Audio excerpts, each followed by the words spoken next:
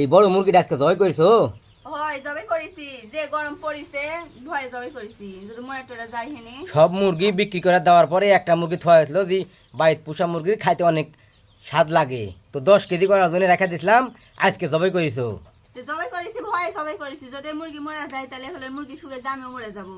আর যে গরম পড়েছে গরমে মুরগি থাকবে, আর কিছুদিন যায় গেলে বাচ্চা এসো, সে বাচ্চা ওই 10 কেজি করো মুরগি।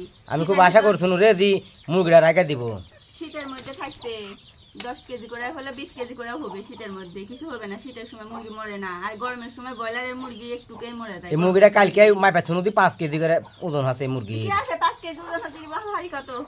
5 কেজি ওজন হসে হসে, আবার কিনবার তো বলিতে আবার 10 কেজি করে বেচাছনো আশা করি থুসনো। আরে গরমের এত প্রচন্ড পরিমাণে একটা তাপমাত্রা, যার কারণে মুরগি পোষা খুব দুর্দায় হয়ে গেছে। ওই জন্যই জবাই করেছি, যে তুই আর কি করবো, মরে গেলে তখন আর কষ্ট হবে নি বেশি। তার চেয়ে জবাই করেছি, খাওয়া হবে নি, বেচা থাকতে জবাই করলে খাওয়া হবে সবাই মিলে।